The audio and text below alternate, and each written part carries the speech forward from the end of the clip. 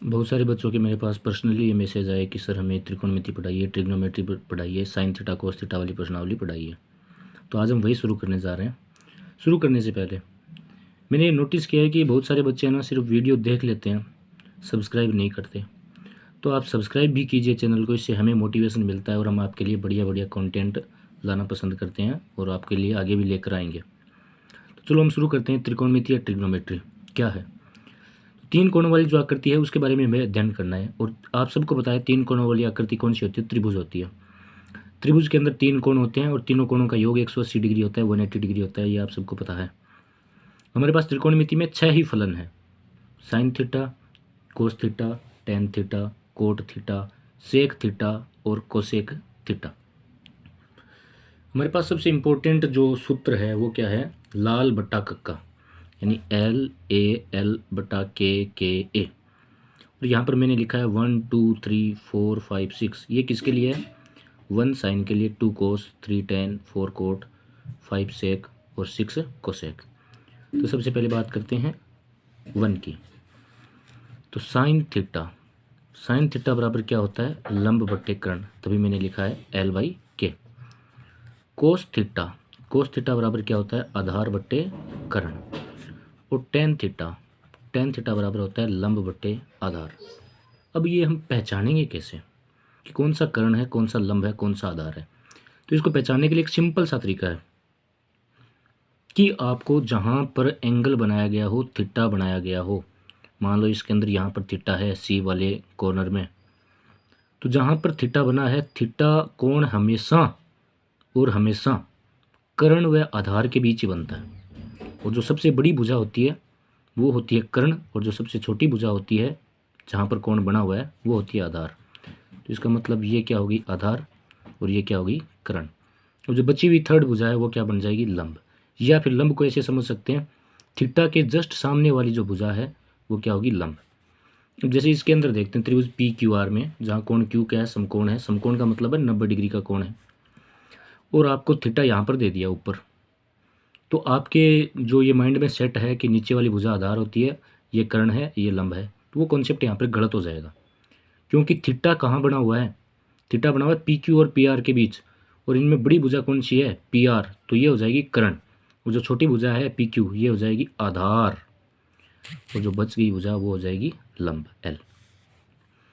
तो हमने ये देखा कि साइन थीटा बराबर लंब बटे कर्ण, कोस थीटा बराबर आधार बटे कर्ण, और टेन थीटा बराबर लंब बटे आधार।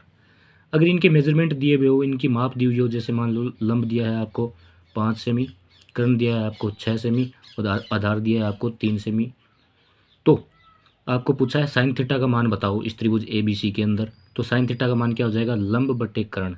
लंब है 5, कर्ण कितनी है? 6, तो हो जाएगा 5/6। तो ऊपर वालों की होगी डेफिनेशन 1 2 और 3 की। अब चलते हैं 4 5 और 6। तो 4 नंबर पे क्या है? कोट है। तो मतलब कोट का सूत्र कैसे हो जाएगा? कोट थीटा बराबर आधार बट्टे लंब। तो यहाँ पर लिखते हैं हम कोट थीटा बराबर आधार बट्टे लंब। फिर बचा क्या आगे? 5वां सेक थीटा। सेक थीटा बराबर क्या हो जाएगा? कर्ण बट्टे आधार। और फिर क्या आया? Cosec theta. कोसेक थीटा बराबर क्या है? कर्ण बट्टे लंब। सिंपल, यहाँ तक कोई दिक्कत नहीं है। अब इससे हम थोड़ी सी और आगे की चीज़ें निकालेंगे, और वो चीज़ क्या है? वो चीज़ है, इन सूत्र को ध्यान से देखिए। देखो, कोसेक थीटा को मैं ऐसे लिख सकता हूँ क्या? 1 बट्टे लंब बट्टे कर्ण। बिल्कुल लिख सकता हूँ। कर्ण ऊपर चला जाएगा, वापस कर्ण बट्टे लंब हो गया, कोई दिक्कत नहीं है। तो एक ऊपर है ही, नीचे लंब बट्टे कर्ण को क्या लिख सकता हूँ मैं? लंब बट्टे कर्ण साइन थीटा। Sine theta. तो एक नया सूत्र आ गया अपने पास। कोसेक थीटा बराबर क्या होता है? 1 बट्टे साइन थीटा। मतलब कोसेक थीटा साइन का व्युत्क्रम होता है। इसी प्रकार साइन को इधर ले आएंगे, कोसेक को इधर ले आएंगे, तो साइन भी कोसेक का व्युत्क्रम होता है। यानी कोसेक थीटा बराबर अगर 1 बट्टे साइन थीटा है, तो साइन थीटा बराबर भी 1 बट्टे कोसेक थीटा होगा। अब सेक थीटा की बात करते हैं। तो सेक थीटा को मैं ऐसे लिख सकता हूँ 1 बट्टे आधार बट्टे कर्ण। और आधार बट्टे कर्ण क्या होता है? Cos theta. तो मतलब सेक थीटा बराबर क्या हो गया? 1 बट्टे कोस थीटा। सिंपल। अब कोट थीटा। तो कोट थीटा बराबर है आधार बट्टे लंब। इसको मैं लिख सकता हूँ 1 बट्टे लंब बट्टे आधार। और लंब बट्टे आधार क्या है? Tan theta. तो ये किसके बराबर हो गया? 1 बट्टे टेन थीटा के बराबर।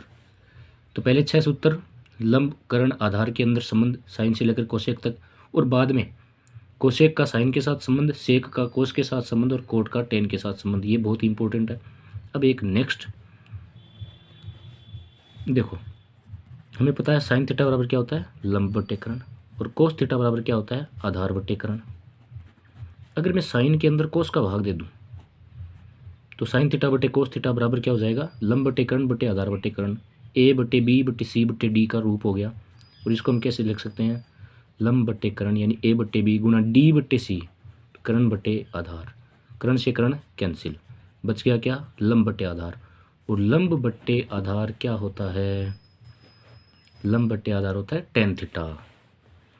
तो मतलब किसके बराबर आ गया ये, टेन थीटा के बराबर। यानी टेन थीटा बराबर एक और सूत्र आ गया क्या, साइन थीटा बटे कोस थीटा। ठीक है। अब हमें पता है कि कोट थीटा जो है वो 1/tan थीटा होता है। तो जो टेन थीटा के अंदर है साइन थीटा बटे कोस थीटा, इसका व्युत्क्रम कर दो, इसका उल्टा कर दो, तो क्या बन जाएगा, कोस थीटा बटे साइन थीटा। यानी कोट थीटा को हम कैसे लिख सकते हैं, कोस थीटा बटे साइन थीटा के रूप में भी लिख सकते हैं। यहाँ तक ठीक है। अब आगे, यानी अब तक हमने क्या सीखा, साइन से लेकर कोसेक तक भुजाओं के रूप में कैसे संबंध होते हैं। फिर हमने सीखा कि साइन है वो कोसेक का व्युत्क्रम होता है, कोस है वो सेक का, और टेन है वो कोस का। फिर हमने एक नया और फॉर्मूला पढ़ा, टेन थीटा बराबर साइन थीटा बटे कोस थीटा, और कोट थीटा बराबर कोस थीटा बटे साइन थीटा।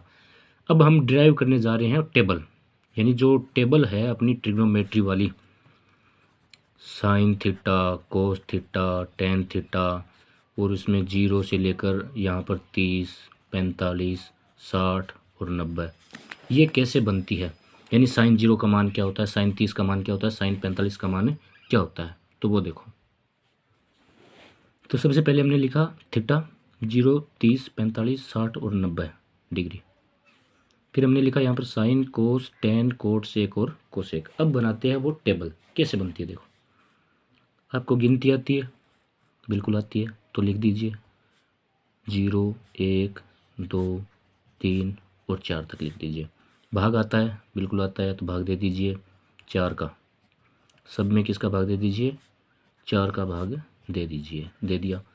वर्गमूल करने आते हैं, रूट लेने आते हैं, तो ले लीजिए रूट, रूट, रूट, रूट और रूट। 0 के अंदर 4 का भाग देंगे, क्या आएगा 0, और 0 का रूट क्या आता है 0। 1 का रूट क्या आता है 1, और 4 का रूट क्या आता है 2। 2 का भाग 2 में दिया एक बार, 2 का भाग 4 में दिया 2 बार। 1 का वर्गमूल 1 और 2 का वर्गमूल रूट 2। 3 का वर्गमूल नहीं होता रूट 3। 4 का कितना हो गया 2। 4 में 4 का भाग दिया 1 और 1 का वर्गमूल क्या हो गया 1। ये मान आ गया अपने साइन का। यानी साइन 0 का मान 0, साइन 30 का मान 1/2, साइन 45 1/√2, साइन 60 √3/2 और साइन 90 का मान 1। इसके जस्ट अपोजिट होगा कोस का मान। यानी कोस के लिए क्या करेंगे हम, 1 को पहले लिख देंगे, 1 √3/2, 1/√2, 1/2 और 0। अब बात करते हैं टेन की। तो टेन का हमने एक फॉर्मूला पढ़ा था, टेन थीटा बराबर क्या होता है, साइन थीटा बटे कोस थीटा। यानी साइन वाली जो वैल्यू है जितने एंगल की है उसके अंदर उतने ही कोस वाले एंगल के भाग दे देंगे वैल्यू का। तो 0 में 1 का भाग देंगे 0, यानी टेन 0 का मान क्या आ गया 0। अब 1/2 के अंदर भाग देंगे √3/2 का, तो 2 से 2 कैंसिल आउट, बच गया क्या 1/√3। अब टेन 45 के लिए साइन 45 1/√2 में, कोस 45 1/√2 का भाग देंगे। तो अगर इसी संख्या के अंदर इसी का भाग देंगे एक बार जाएगा, क्या बचा 1। अब टेन 60 के लिए साइन 60 √3/2 में, कोस 60 1/2 का भाग देंगे, 2 से 2 कैंसिल आउट, √3 में 1 का भाग दिया, क्या आ गया √3। अब टेन 90 के लिए साइन 90 में कोस 90 का भाग देंगे, 1 में 0 का भाग दिया। किसी भी संख्या में अगर आप 0 का भाग देते हो तो उसका अर्थ होता है इन्फिनिटी, उत्तर क्या आता है अनंत या अपरिभाषित। फिर बात करते हैं हम कोट की। तो कोट का जो मान आता है वो टेन से जस्ट अपोजिट, यानी टेन 0 का मान है वो कोट 90 का, टेन 90 का मान है वो कोट 0 का। तो कोट 0 का मान क्या हो गया इन्फिनिटी, कोट 30 का मान √3, कोट 45 का मान 1, कोट 60 का मान 1/√3 और कोट 90 का मान 0। फिर बात करते हैं सेक थीटा की। तो सेक थीटा का हमने क्या फॉर्मूला पढ़ा था, 1/cos थीटा, यानी कोस थीटा की जो भी वैल्यू है उसका व्युत्क्रम कर दो।